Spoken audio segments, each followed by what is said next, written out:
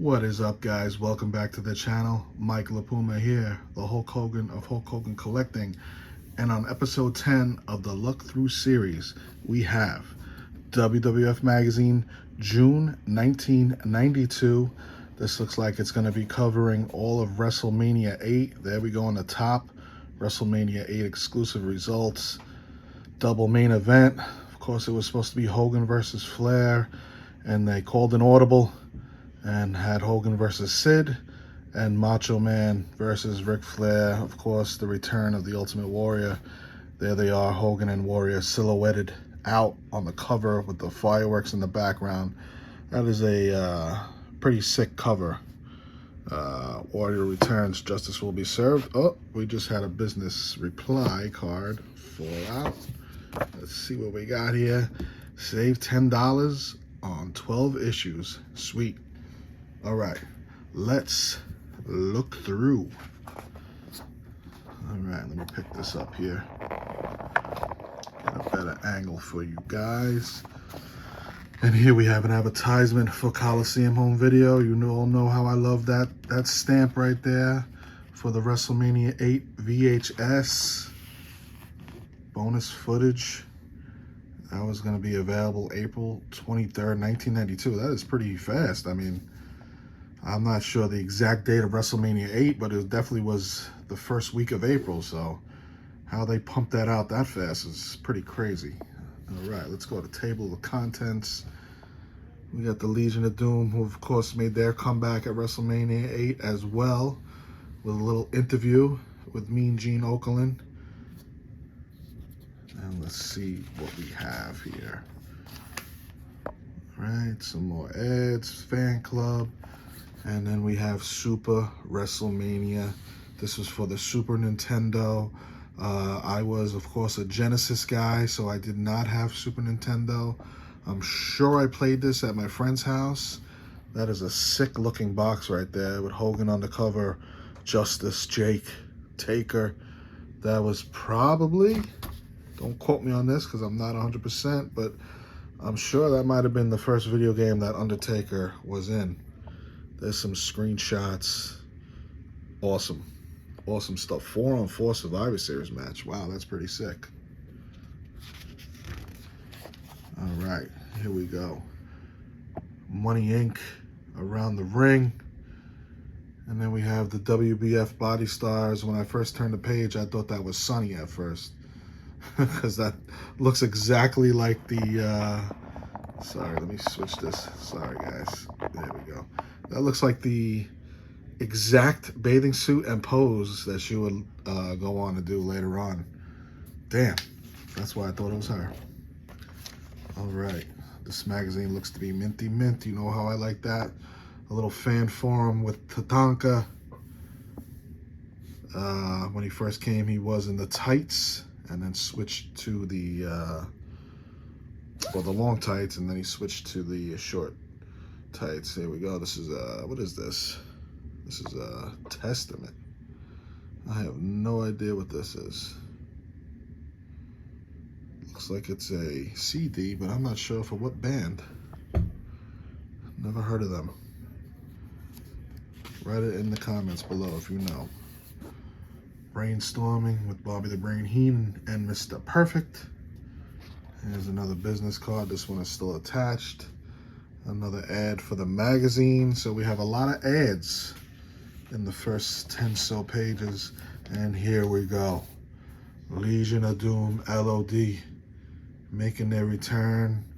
Of course, as kids, we did not know that Hulk was suspended. And that's why they were off TV for a while. But of course, made that return at WrestleMania 8 with Paul Ellering. And here we have Columbia House. 8 CDs or 12 cassettes for 1 cent, of course, and then you order these and then you never pay again because you ignore their letters in the mail. All right, interview with the Big Boss Man. Of course, at this time, he was a baby face.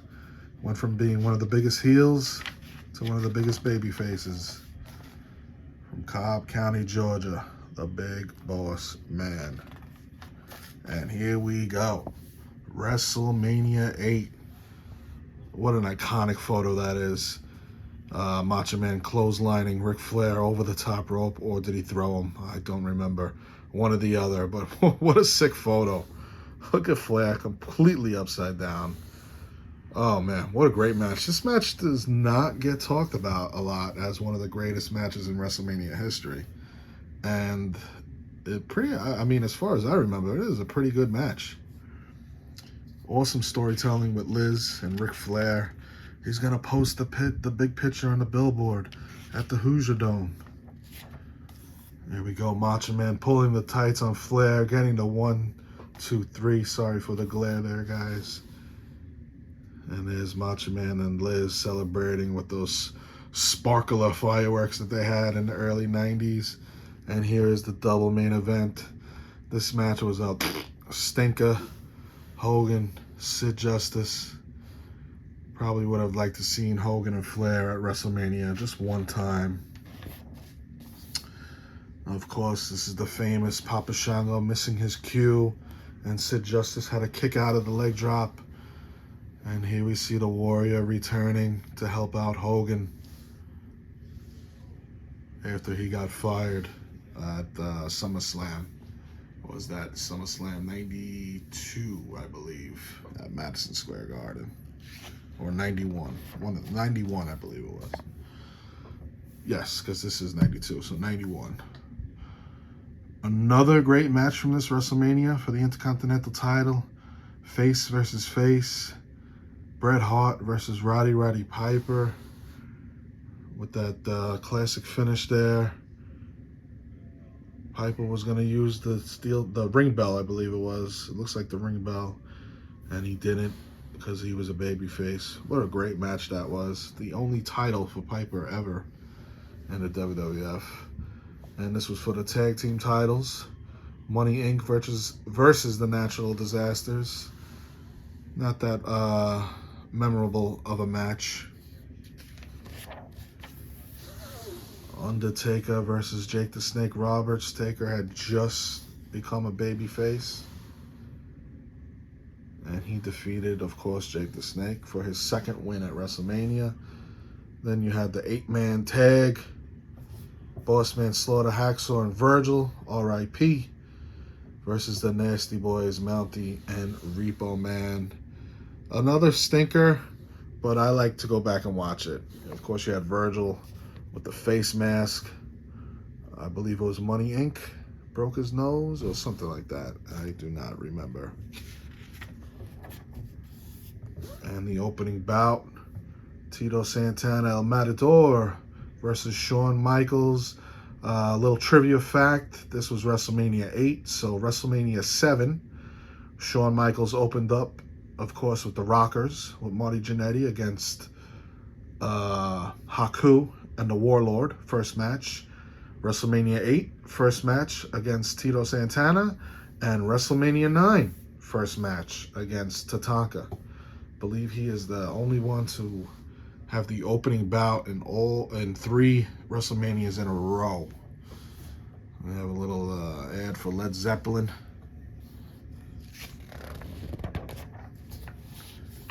All right, Tatanka versus Rick the Martyr Martel. This was another filler match. Skinner versus Owen Hart, another filler match. I believe that match lasted less than 2 minutes. And of course, we had Lex Luger on phone. He was WWF star back then. And who's that? Ray Combs? Ray Combs, yes, from Family Feud. And there you see the results. They did have one match that was canceled, and I cannot remember what it was. I want to say it was Bam Bam Bigelow versus somebody, but I guess they ran out of time. We got limited edition medallions. Wow. Let's see if these are on eBay. You got Macho, Sid, Hogan, Warrior. Just the WWF logo, unless that's the back of all of them. How much were these? New for the club. Damn, $30 each. Oh, they also had Jake, Taker, Piper. wonder if that Hogan is anywhere on eBay. Check it after we finish recording here. And of course, trivia. Love some trivia. Jimmy Hart wearing that motorcycle helmet with the Nasty Boys. Jake the Snake wearing some gear that I've never seen before. Holy shit. Never seen that. It must have been when he had his Cobra, because he has the black glove. Damn. Never seen that gear before. And of course, you could go back and buy the old magazines, back stock, the programs as well. There's the SummerSlam program. There's the Nasty Boys. Ooh, I thought I ripped it. Wow, what a poster that is. 2-page cutout right there. Hulkamania. A tribute to a legend. Of course, it was said that might be his final match at WrestleMania 8. Obviously, it was not. Look at what this kid is holding. Holy shit. This is definitely Hogan from the 90s, and this is from the 80s. That is that washcloth. Wow. Old school there. There's Hogan with that red, white, and blue bandana with the army gear on.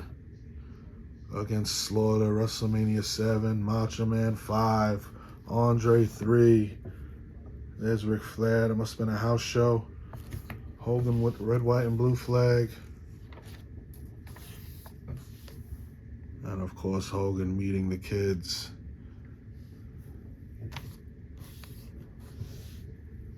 There's the Hulkster. That is his no holds barred outfit right there. I can't imagine being a young kid meeting Hogan back in the day like that. Crazy. All right, look at these two. I mean, this started way back in '92. Shawn Michaels and Bret the Hitman Hart. They knew in advance that this would go on for years. These two. From the men from the boys.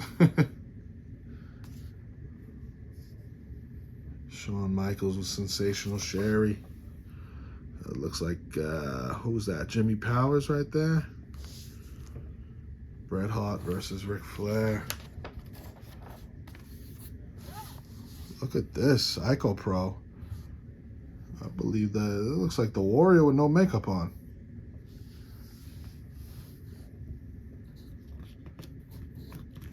I believe that's the Warrior. Ric Flair. He persists that the photos with Liz are real. They Photoshop Macho Man out of these pictures and put Ric Flair in there, saying that he had an affair with Liz. Oh man, classic storytelling. Here's Mr. Perfect. And here's the Rocket, Owen Hart. R.I.P. Owen Hart. Pretty sick photo with the rocket going up in the background, the countdown. That's an awesome article right there. Some great pictures.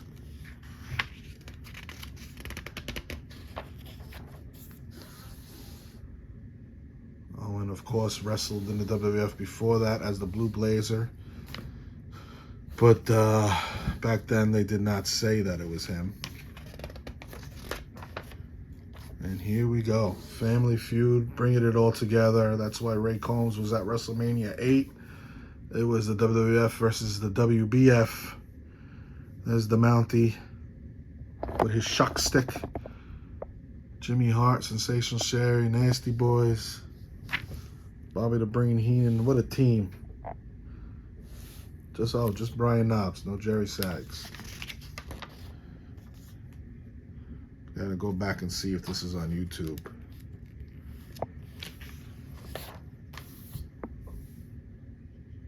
Ric Flair, that's a classic photo right there in the director's chair. I do believe there is a cover of the magazine like that. Natural disasters. Lex Luger in the WWF. Of course, the next Royal Rumble of '93, he would be introduced as the Narcissist, Lex Luger. Back to wrestling. There's the good old Bushwhackers and the Redskins. No Kelsey, too young. More WWF. Wow, WWF is all over this magazine. Holy crap. Never got into bodybuilding. There's the Mouth of the South, Jimmy Hart. And we have the crossword puzzle. Not done. Thankfully, this magazine is minty mint. Little advertisement for primetime wrestling. And we're going to finish up here with Brian Knobbs and Jimmy Hart backstage, rocking out. Nasty Boys are all over this magazine. And of course, there they are. Can never get away from these ice cream bars. And let's see what's on the back page. Oh, it is the advertisement for the Poster magazine. Pretty sick. They got smart. Started just selling magazines with just life-size, big posters to put on your wall. Pretty sick. That was a nice magazine. Some great pictures in this one. June of 1992. From great pictures from the cover to all the way inside. Awesome. All right, guys. Well, I hope you enjoyed this episode. Take care. Peace.